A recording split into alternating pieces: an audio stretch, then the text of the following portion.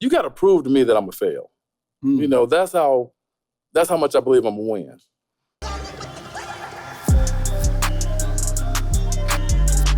How to beat the trap. All right, peace, family. Welcome back to another episode of How to Beat the Trap. I'm your host, Jay Morrison, here with a very, very special guest, a good friend of mine, a real estate pioneer, ex-pro ball player, entrepreneur extraordinaire, and just a smooth brother, my man, Don Jacobs. How are you, King? Doing great, big dog. All right. So, family, How to Beat the Trap, to remind you, is about how amazing people were able to beat some of America's most infamous traps, right? The college trap, the corporate trap, the corner trap, or even the culture trap. And so, Don, we're going to talk about what traps you beat in life and how to beat them. I don't even know if you want to know that, dog. We do. I want to know. The people want to know. Don has an amazing story. We're going to dive into it. And remember, how we define trap is a program or system that is designed to entangle or entice you, but secretly for the benefit of another, right? So how these programs and systems are designed, Don, they make it feel like it's for us. It is for us. The culture for us. It is for us. The college for us. The corporate for us. Everything's for us. But they be designing it for themselves too. You know they do. Yeah. So we're going to talk about what you've been through. So, Don, first and foremost, I want to start off with who you are today. How would, if our audience here, who is Don Jacobs? Tell the world what you get into, what you do, why you so smooth. Well, I'm truly an entrepreneur. That's what I am. People know me for the real estate aspect, but I'm really a guy who just loves business. And real estate happens to be the platform that I work mostly on, but I'm a business guy. You're a business guy. I'm a business guy. What makes you so excited or so into business? What makes me excited is that I get to help other people. Life is measured on how we serve others, right? Mm-hmm. So I get an opportunity to change people's lives, not just locally, but globally. And that's what I've always focused on. And, you know, that's been really my fastball. All right, cool. So how I like to go at life is by reverse engineering, right? Setting my goals, my targets, where I want to be, and then I'm back into that thing, right? You back in. So I want to back into this interview, right? So current day right now, what are you working on as an entrepreneur? As an entrepreneur, right? I've bought into a all-electric car dealership. So we're doing that. I'm always rehabbing houses. I'm building about 3 2.4 better $1 million houses. And I own a bunch of little houses. So what I'm looking to do now is I'm really looking to expand teaching how to really make real money, and not just in real estate, but it's in business. So I'm focused on really just business in general. All right, awesome. So let's go back to that first point you made. You said you bought into an electric car company. Right, all electric. That's not something that the everyday person just buys into an electric car company. Right. Can you expound a little bit more on that? I don't know how much you can give away. Well, is it in the works? Is it already happening? What's going on with that? It's already happened. It's already happened. So we've actually just what's the name of the company? It's you throwing me off because you're asking me stuff off the cuff. It's Derek Automotives. Derek Automotives. And you know, it's hard to lead me. I'm not a guy who's gonna get led. I'm really just a born leader. But I met Derek, and I fell in love with his concept. But I fell in love with the concept of him helping Black people. Okay. You know, I've never taken anything public before, so this is the first time I'm involved in a venture to have to go public. You know, and not just that. This is the first Black-owned dealership ever. You know, which made me also get excited about it, because you've got Rolls-Royce, you've got Ford, you've got all those people's names. But this time we're going to do this, and it's going to be a Black-owned company. Wow. So this is a Black-owned electric car dealership. And when I say electric car dealership, let me tell you how this thing works. First of all, Derek and them owns the patent to the actual car itself. So what it does is powered by a generator in the engine. So once the battery goes below 40%, the generator cuts on and recharges the battery. You can actually do 3,000 miles on 3 gallons of gas. Wow. So the disruptive part of this is going to be crazy because what happens is we've been voted the #1 most disruptive company in 2021. So people really don't understand yet what we're doing, but give it about another month or two. Wow. So this company is going public. It's going public. We just ordered the first 1,000 cars. So I got an opportunity to sit and help him stroke a check for $11 million.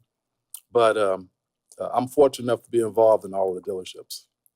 Wow. So, all right, we're going to keep deep diving into your story, but Right. that's an amazing entrepreneur venture. One, to take any company public, I know, is a feat within itself. And we're real estate guys. Right. Trust me, I'm completely real estate, but I understand business. Right. So I do a lot of things that involve business, not just real estate.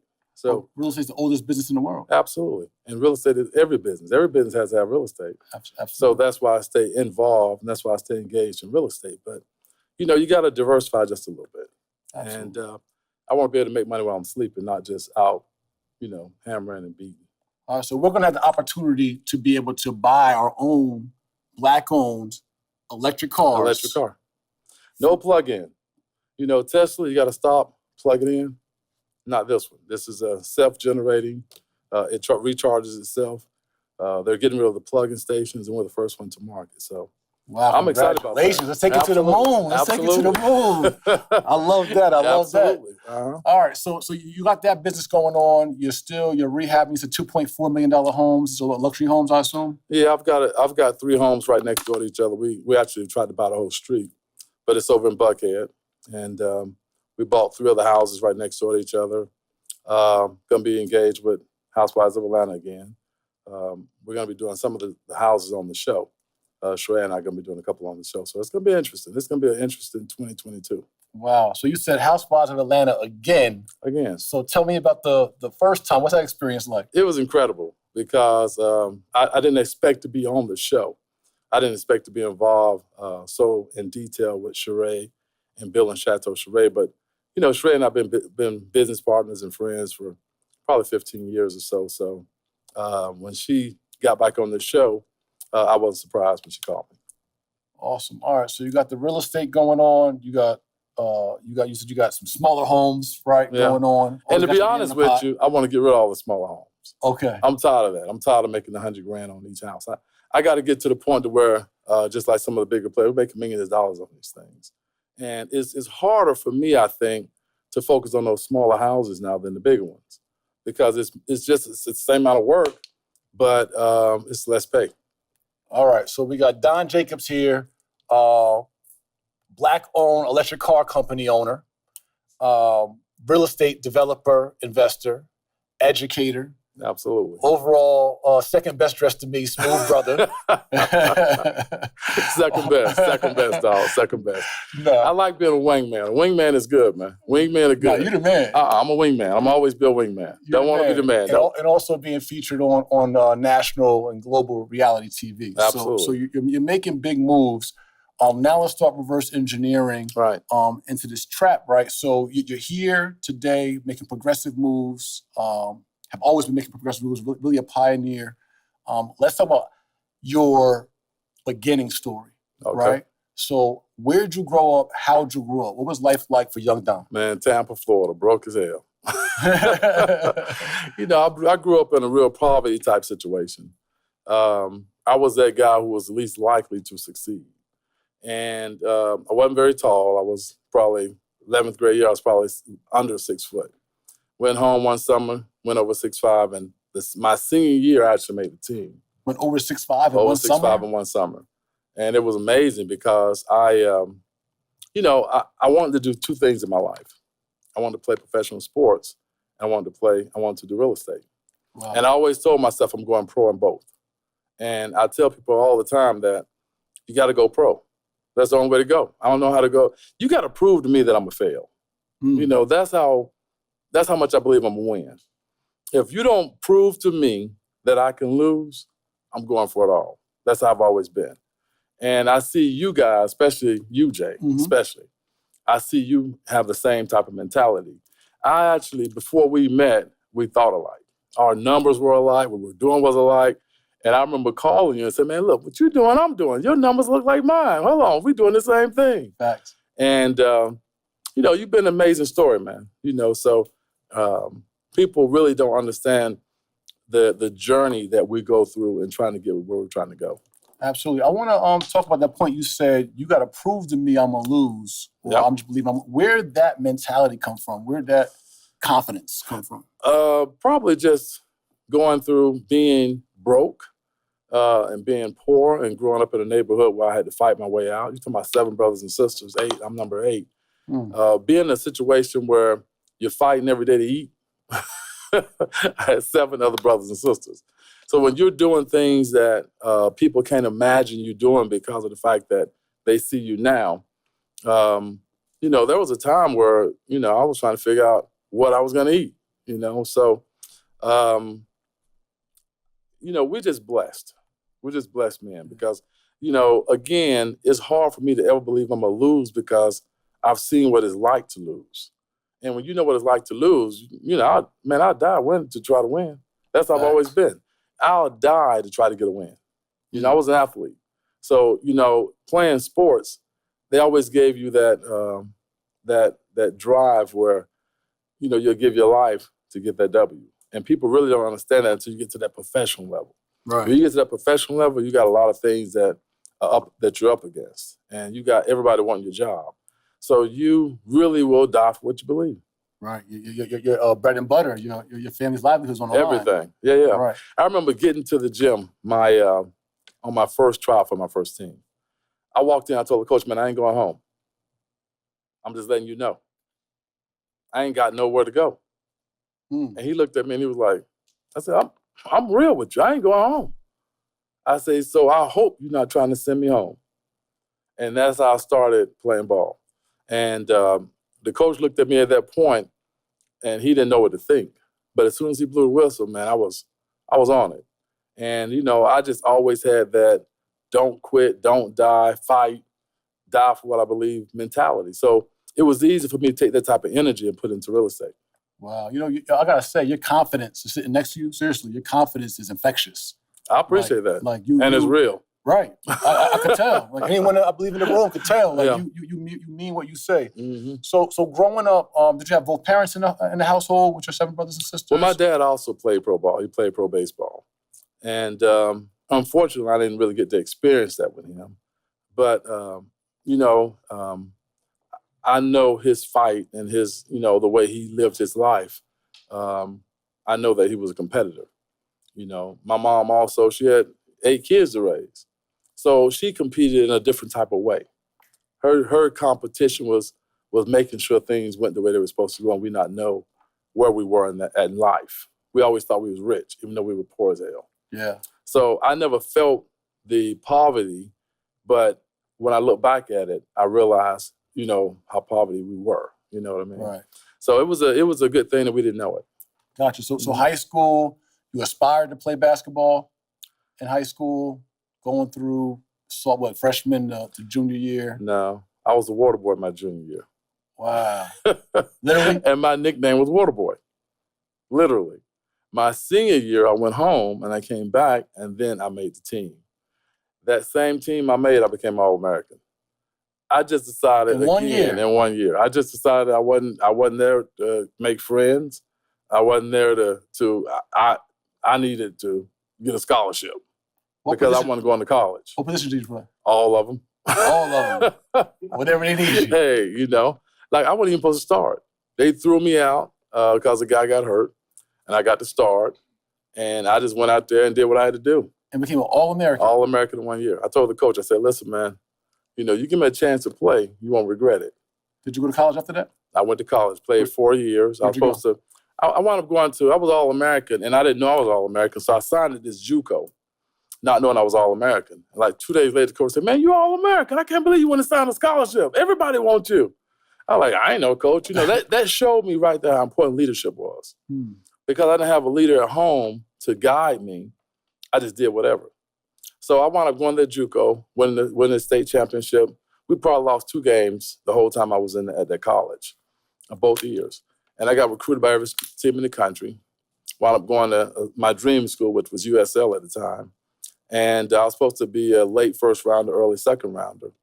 And I just, I took a car. And, you know, I was a poor kid from the hood. And they offered me something. So I took it, you know.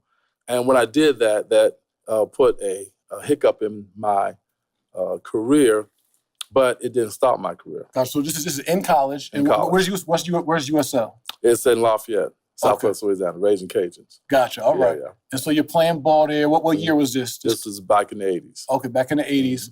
And you somebody offered you a car. First day I got a car. First day you got a car. I was rolling first day. Freshman year. Yeah. Or I guess I don't even know if I should say this. Well, I got a lot of treatments when I went to college. All right. And, you know, like I said, I was JUCO All-American. I went from being All-American, JUCO All-American, to getting close to getting drafted. And when I didn't get drafted, you know, when I was in school, first of all, they would ask me what I want to major in. And I would say, man, I don't care. Give me anything. I'm going pro. And that was my whole attitude, you know. Right. And they would laugh and be like, you going pro? I'm going pro. So they would, in the beginning, people laughed at me. But after a while, they kept saying, well, he going pro, you know. So sometimes you got to speak things into existence. Right. You understand what I'm saying? So then when I didn't get drafted, they said, you should have got your school. I said, man, I'm going pro.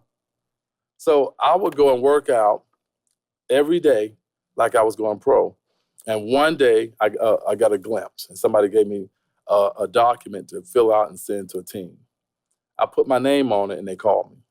And I walked on, and that's when I walked in and told that coach, I said, Bibby, it was Mike Bibby's dad. I said, let me explain something to you. I'm not going home. What team was that? This was, we was in Tulsa, Oklahoma, and it was a CBA team. It was a farm league team for the Washington Bullets. And I was like, look, I'm not going home, man. And he looked at me, he was like, for real? I said, man, I'm not going home. And I think it was probably 200 or 300 guys out there trying out. And I was the first one he kept. And he wound up keeping me for the season. And I, you know, get called up and sent down, et cetera, et cetera. But I had a lot of fun. I got to play 10 years after college. And, you know, I told myself at 30 I was going to quit. I said, well, I don't care where I'm at 30, I'm walking away. So I'll never forget I was in Italy, and I turned 30. The night before I decided what I was. You were playing ball in Italy? I was playing ball in Italy. Okay. And I walked in the gym after the game. I said, Coach, I'm going home. He said, why are you going home? I said, I'm quitting today. And it was during the middle of the season. So I went home, and nobody believed I was going to quit, but I just left. And I never went back. And I started real estate. Wow. So in college, did you graduate? No. I wasn't in school for that. Wasn't in school for I went to school to play basketball. Right. You said, all right, college trap ain't going to trap me. No. Right. I always knew what I wanted. There was no doubt. When I say I want to do this is what I want to do. I didn't go to school to be a doctor. I didn't go to school to be a lawyer. I went to school to play ball. Mm-hmm. And when I finished playing ball, I was going to do real estate. My mind was made up.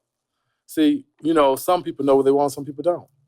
I knew what I wanted to do when I was 16.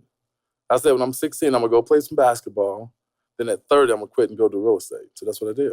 What gave you the vision to do real estate? Most people aren't thinking about real estate coming from our community. Right. Especially. I saw these two little midgets. Two midgets? There was two little midgets on TV, and they were twins, and they were doing real estate. So I said, man, them little midgets could do what I can do. And I knew that lifestyle. Little people. Yeah. Well, I knew the lifestyle in basketball would have the same kind of lifestyle in real estate. Okay. As far as financially. Hey, Peace Family, real estate pioneer Jay Morrison coming to you live from the Black House. Why haven't you got your first of its kind video textbook, interactive video textbook experience, the 12-step real estate crash course? This book will make you a real estate power player in real life with over 6.5 hours of video lessons with 290 pages of real workbook experiences, tests, quizzes, assessments that give you the skill set, mindset, and formulas needed to dominate in real estate and be a power player in any part of the industry in real life. Homeowner, realtor, wholesaler, landlord, flipper, developer, don't matter. You need this book. Your family needs this book. Go tap in, click the link right now for your interactive, first of its kind video textbook experience in real life. Tap in. 12stepvideotextbook.com. Mm-hmm. So, all right. You knew you wanted to do real estate. You knew to play basketball. Mm-hmm. You achieved both of those things. Mm-hmm. Have you worked in corporate America? Never been employed. Never even thought about a job. You couldn't employ me if you wanted to. Gotcha. I've been unemployable since I've been on this planet. I don't believe in anybody. I don't believe in looking for opportunities. I believe in creating them. Yes. You know, my goal when I started this was to honestly take ordinary people and make them extraordinary. Wow. And that was my goal. So when I decided to take this journey, when I decided that I was going to do real estate, it wasn't about me no more. I was going to bring a lot of people with me. So I said, man, I got to take a bunch of ordinary people, make them extraordinary. I got to build a team. So I went out and I started building my team. That's awesome. That's awesome. So, all right, guys, I want to give you a trap analysis real quick. So now on that journey, were you ever faced with any allure, if you will, to being poor, coming through school, figuring out your goals, you were very focused. Did you ever get strayed or propositioned, so to speak, to be in the streets, what we call the corner trap? I get propositioned every day. Every day. Even to this day. What kept you focused to stay on track and not go that route that many of us fall victim to? I'm going to say family. Not wanting to let my family down. Mm-hmm. You know, when you focus on the things that are important, the things that are important don't even matter. So I would never want my son or my nephews to see me doing something that's going to cause my freedom. Mm. You know, there's always an easy way to make money. And there's always an easy way to move around life. But, for me personally, I don't mind just doing it the old-fashioned way. Well, that's the leader in you. That's the man in you. The leader in us. So our trap transition, we got King Don Jacobs here. And King Don, in his life, beat the college trap, right? He leveraged it. Although they enticed and entangled him with some scholarships, he leveraged it to pursue his goals in the professional sports and into real estate. He beat the corporate trap by simply saying, I ain't with that. Go to school, get good grades, get a job. He said, I'm not with it. And he beat the corner trap by being focused, leveraging his family, his upbringing, and his moral compass to really stay focused on his journey and where he had to go. But there is this thing called the culture trap, right? And the culture trap is the things we do where we get enticed by money, by women, by materialism, and those kind of things. Have you faced any challenges on your journey being a pro ball player, being in real estate, being a millionaire? Have you faced any obstacles in the culture trap when it comes to, how you spent your money, your relationships, and all that? I don't think no one hasn't faced those type of problems. If I were to sit here and tell you those hadn't been an issue in my life, I'll be lying to you. But again, me personally, because of my discipline outweighs all that, I'm not even fazed with that type of temptation, to be honest with you. I got bigger things to do. I got you. Now, as a handsome man coming through basketball. Man, I'm just here. Coming through pro ball. Yeah. What was that like for you? Were you able to stay disciplined in those times, or did you find that you had temptations or enticement as you were coming through that journey? I know this is going to sound crazy, but I've been so focused when I was focused. I didn't even see nothing around me, to be honest with you. I just didn't notice it. I did basketball for a living, but I was always in business. Mm-hmm. So when I wasn't doing basketball, I was doing business. So, those things didn't, that's not my weakness, Gotcha. So my weakness is really just my time. I spend so much time chasing my dream that it's hard for me to get caught up in the foolishness. Wow, that's dope. Discipline and focus, right? Mm-hmm. Discipline is what separates us from just being motivated to actually accomplishing our goals. Man, I don't watch TV. I don't listen to the radio unless I'm done working. I really can't tell you nothing that's going on TV. That's how long it's been since I should watch a TV show. And it's not because I'm boring. My life is so exciting. I ain't got time to watch every day. For me, it's a TV show, right. To be honest Your with life you. Is TV. My life's a TV show. Right. So I wake up every day, and my day is incredible because I'm moving a certain kind of way. I don't have to watch TV. Wow. So let's talk about your trap transition, right? Okay. So was there ever a aha moment, right? A moment in your life where you, a defining moment that you knew, this is exactly where I want to go or exactly where I want to be? Whether it was early on in your career or even in the next phase of your career, once you got into sports and real estate, was there just like a day in a moment in your life you knew was a transition in your trajectory? That was this morning. This morning. Yeah, I get to come to the king. I get to come hang out with the king. It's all good. Listen, when I see you guys doing what you do, it's magical. Because again, I'm honored. Thank you. listen, you're taking ordinary people, like I told you, and doing extraordinary things.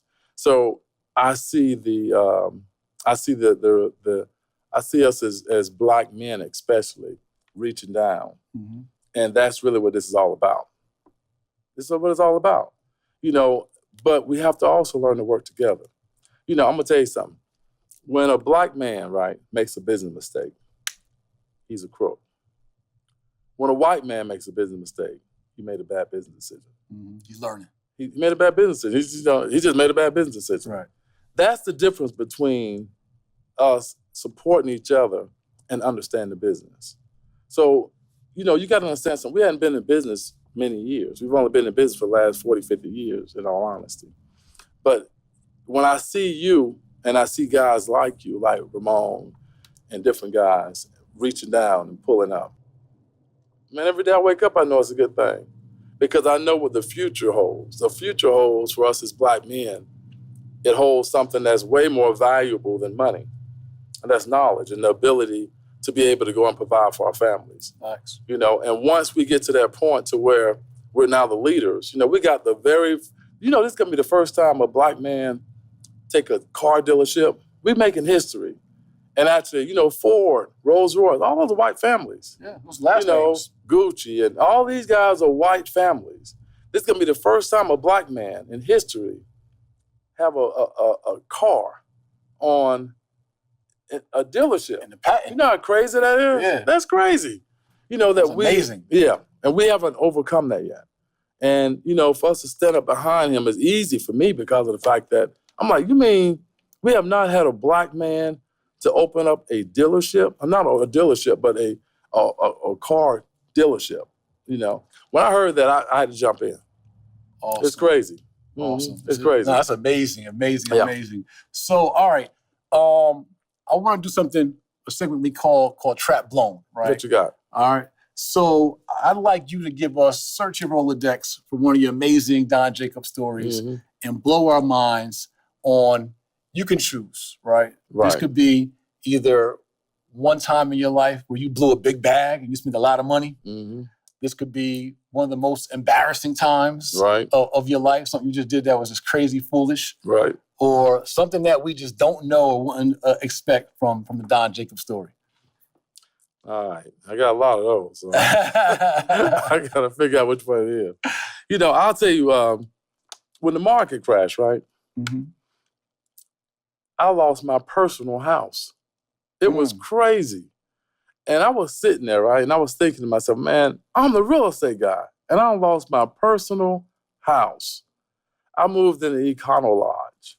Wow. And I'm sitting in the Econo Lodge. I got my feet in the wall. I'm thinking, man, how did this happen? You know, I got all these houses, and I won't live in none of them because they were all downtown. I'm a Buckhead. I'm an Alpharetta guy, you know. If I had one of those, I would have moved in them. Right. But I'm sitting there, I lost my personal house. The day of my eviction, I was burying my nephew, who I raised. And everybody was at my house for the funeral. And the sheriff showed up. I had to go out there and talk to the sheriff and say, listen, I got you. We'll be out here tomorrow, blah, blah, blah. We're doing a funeral. But it was crazy. It was an incredible experience. That's Trap Blown. You just blew my mind right there, seriously. That grew me up, dog. Because it made me understand that you don't start and you don't know this business until you go through something. So I had to figure out how to get myself back where I was.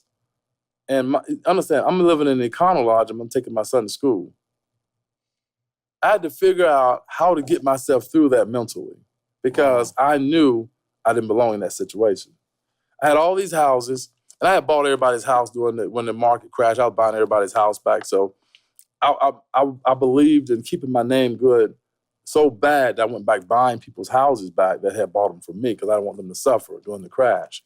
And I got myself down to where I didn't have any money left. but I had a bunch of ugly houses. You know what I mean? I wasn't gonna move in them. But that taught me a lot. It taught me about integrity. It taught me that I couldn't lose. Because like I say, I'm the guy to believe that I cannot lose. I just really believe that. So when I put myself in that situation, I still couldn't believe I was losing. I was like, man, ain't no way I'm gonna lose. Right. So I'm sitting there, my feet in the water, and that's ain't not, and the missus walks up, she says, the same thing that got you in this can get you out of it. Mm. And when she said that, a light bulb went off and I went back to work. And within 60 days, I was back in the house and I was back moving forward. I had, I didn't know if my credit was good or bad at the time because I went through a bunch of things, but it taught me a lot. That was that defining moment for me to make me realize and recognize that, I honestly feel like I can't lose.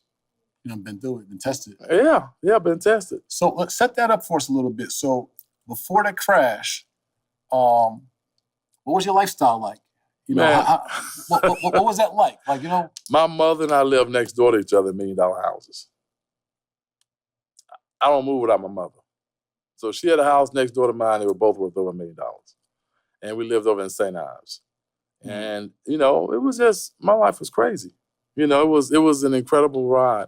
I've had an incredible journey. I couldn't have wrote the script no better if I just couldn't have. So you and your mom living next to each other in $1 million houses. Yeah. You got a decent real estate portfolio. Man, my real estate portfolio was crazy. Everything, I must have owned 1,000 apartments, maybe a couple hundred houses. I was buying everything. I was the guy that buying everybody's house. And like I said, I went back buying everybody's properties back because I didn't want to lose my name. But, it was great. And I still see it the same, to be honest with you. I don't want as many responsibilities now. I remember one day sitting there watching the news, and they said all these guys have humongous water bills, all these corporations. So I saw all these corporations going dropping down on the TV screen. Then there went Don Jacobs. I'm like, what in the world? It's like a $500,000 water bill. And it was an apartment complex that the water was never on, et cetera. So, how they build us up and make the stories real. Right. But, my journey has been incredible.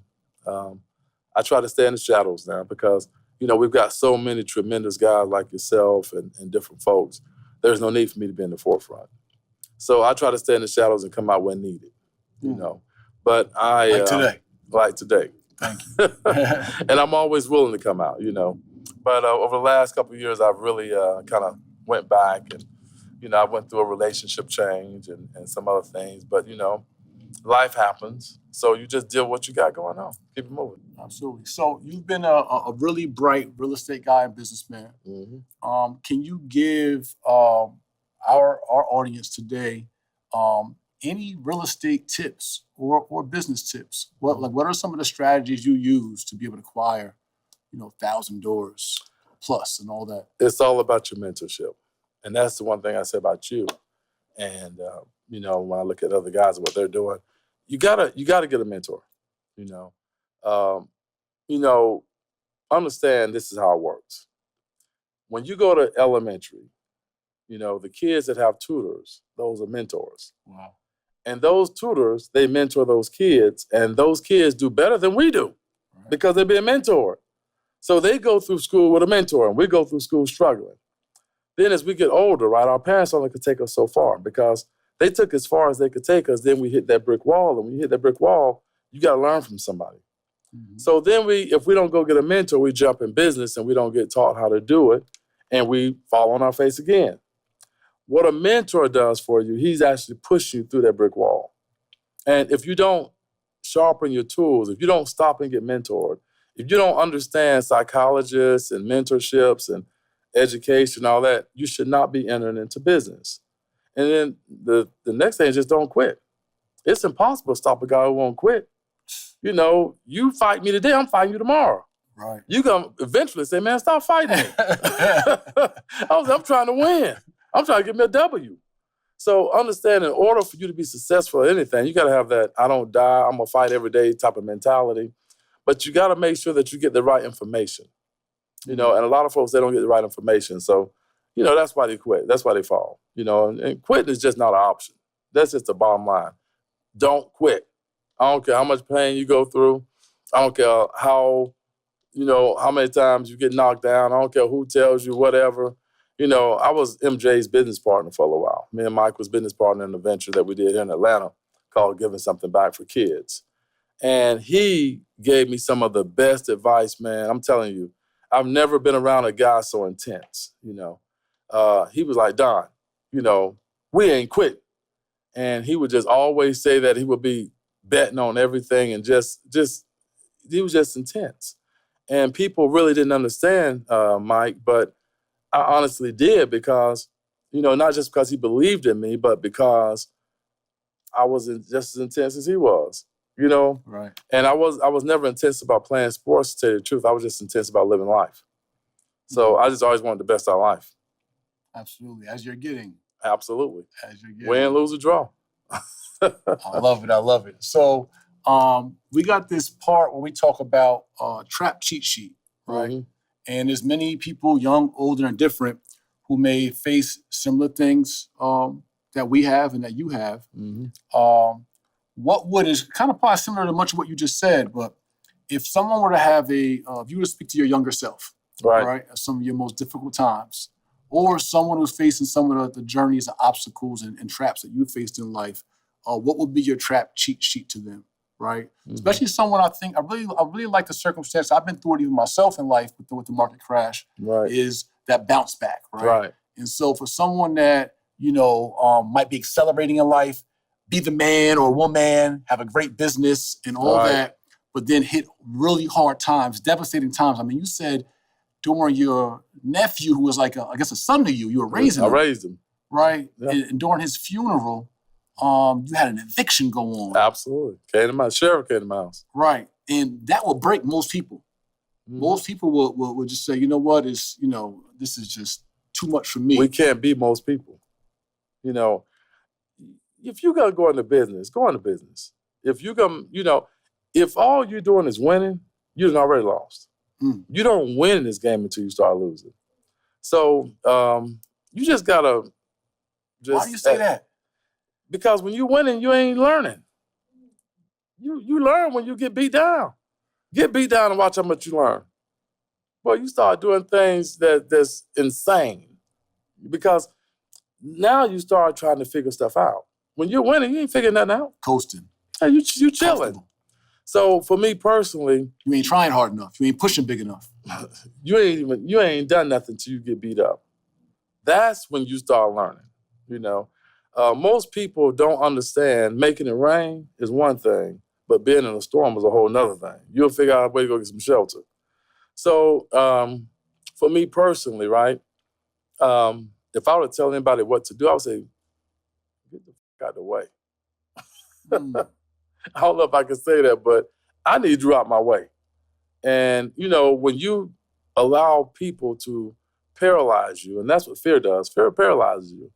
One thing I can say about you, Jay, that your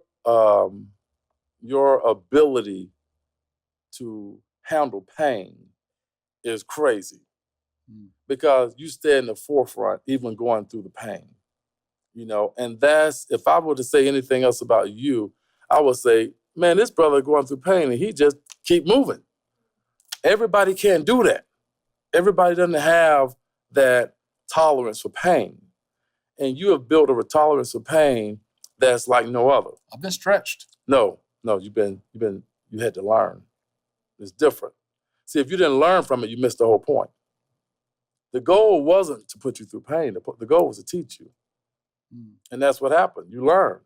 Because you set out to do something like this guy that we're dealing with now that's doing this black dealership. And he's he's up against something that us as black men, you got to understand, when you go up against what we consider to be the norm, man, there's a lot of pain in that. Yeah. And to see your pain, I had to stay away from your pain because I was going through pain. But I got to participate in it a little bit. But you actually had to live it, And when someone goes through pain, that's when they really start learning, and that's when they start moving a different way.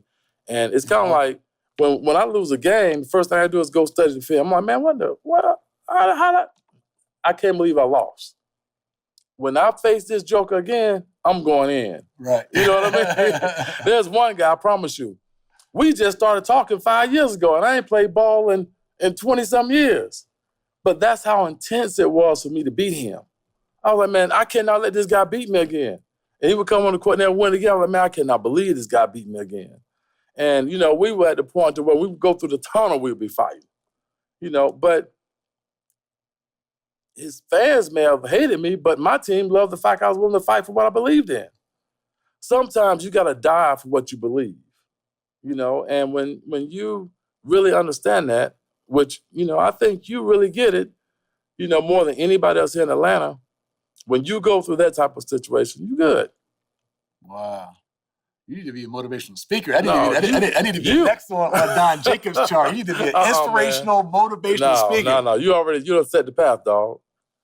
You done paved the way for a lot of guys to go out and do something that we didn't understand. And even the folks watching, they don't even understand what you did. You did something unique. And you withstood it, and you faced it, and you smiled, and you kept moving, and you took the criticism and the foolishness, you know, that they put out there. You know, this was never about you. Nice. This is about being Black. That's why you named the Black House, because it's never about you. You know, people think this is about you, but this is setting really a legacy, and it's really setting something that's unique, and it's making you understand that. Your uniqueness, man, is impeccable. Your pain and your endurance and your desire and your strength to fight and just, you know, the hang in there when everybody's punching. Man, I ain't never seen nothing like that. I got jumped. No, you ain't get jumped. You got bamboozled. You got to understand, when guys box, right, they get knocked to the ground and they start crawling up on the ropes because they're trying to win, you know. That's what winners do. We get knocked down and we start crawling up on the ropes like, man, I'm not going down. And everybody keeps swinging. And, you know, the guy gets up and you finally get up and you tired, you ready to go back out there and box some more. And you get knocked out again and you crawling up on the ropes. That's what champions do, man. We don't know how to quit. We don't know how to throw the towel in. We will die for what we believe in. And I saw you do that. I saw you die for what you believe in and get back up and do it again. And they don't even know. You don't even know what I got the struggle that I have to go through. What you talking about? You know, they see the glory, but they have no idea what happened in the story. And I watched it. I'm more motivated than ever right now. I ain't gonna This lie. is true, man. Man, this interview is really about you, but it really has fed me. And I know it had to feed our audience today. Like, everyone should be watching this on replay right here. Because that level of intensity is amazing. You're the new king, dog. If there was ever anybody to take their throne off or their crown off and give it to somebody, you know, I've been doing this business in Atlanta for over 20-some years, man. And it's an honor to give you the crown, dog. You know, I done a lot of stuff, man. And, you know, again, you and I were on that same path, dog. We were on that same path, even when I first met you.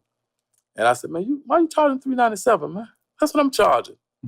Why you got a course? That's what you know, our lives were parallel, you know. Very much so. And, you know, and I just wish all Black men could understand collaboration. Yeah, well, you're leading the way. I love what you're doing with the We're dealership. leading the way, man.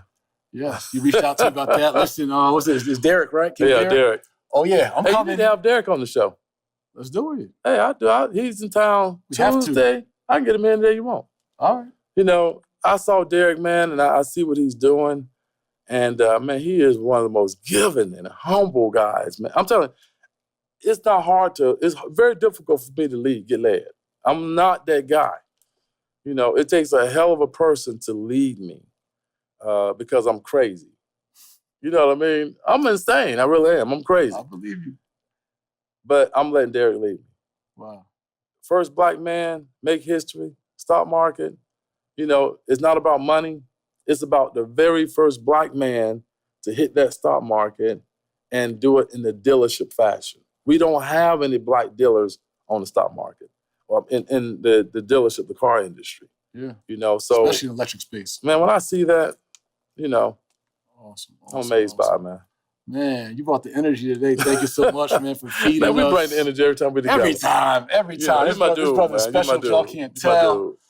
King, where can people find you, follow you, support your next initiatives, get mentored by you, all that? Well, you know of HouseJerk. That's what we do. Yep. For me personally, I'm chilling right now. Chilling. Yeah, I'm chilling right now. All right. But I'm at HouseJerk.com.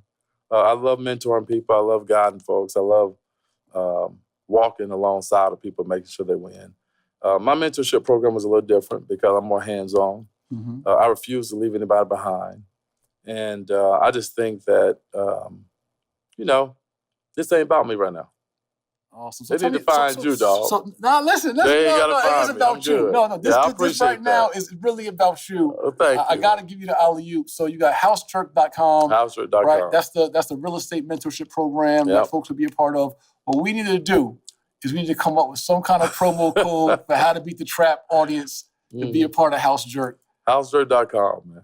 Let's Just do go it. there, hit the website, hit me up. My Instagram is I close everything with 1 E. I'm on the Don Jacobs on the Facebook. I'm chilling, man. That's awesome. That's awesome. Listen, y'all, if y'all want an amazing mentor, you got Don Jacobs right here. What I'm going to do is that Don and I are going to work on the back end, and we're going to use a promo code TRAP, right? And we're going to give y'all some kind of discount to HouseJerk. He don't even know it. He didn't even agree, but I know whatever you want to give him, you give it to him. I want him to be there. So y'all go to HouseJerk.com and put in the promo code TRAP, right? Trap. TRAP. Yep. And we're going to have a special How to Beat the Trap audience promo code and discount. Hey, and for this mentorship, congratulations my on the brother. baby, dog. Oh, thank you. Thank you. I watch you the whole time. You know that, right? She's a blessing. Yeah, man. That's incredible, man. She's a blessing. She won my heart every morning. Yeah, man. Thanks so much. Man, stay focused there on that. Yes, sir. Yeah. Don't let nothing sway you. Ain't nothing out here worth it, man. Yeah, stay focused on that. Yes, sir. Mm-hmm. Big bro, Don Jacobs Absolutely. on how to beat the trap. Y'all already got the advice. Y'all seeing King Don and what he's been able to accomplish in life, his resilience, his passion, his hunger, his humility. King, I appreciate you. Thank you so much. Dog. Love you, brother. Likewise. Yes, sir. All right, guys, we'll see you next time on the next episode of How to Beat the Trap in Real Life. That's off the chain. Hey, peace family, it's Jay Morrison, co-founder of the Legacy Center here in Atlanta, Georgia. And I want to invite you all to be a virtual member of our building, our Class A office space, also known as the Black House. From anywhere in the world, you can house your business here in Atlanta, Georgia, and have your virtual address be our address. Get your own suite number. You also can get our virtual notary services, our virtual receptionist services, have a telephone line for your team, and get access to our meeting rooms, conference rooms, and get 1 day per month to actually visit our building and house your business here in real life. Family, this opportunity is just $40 per month or $300 for the year, a super discount for you to be able to have a Class A office space, house your business address 2 miles from Tyler Perry's studio, 5 minutes from the world's busiest airport, right here in amazing Atlanta, Georgia, at legacycenter.com.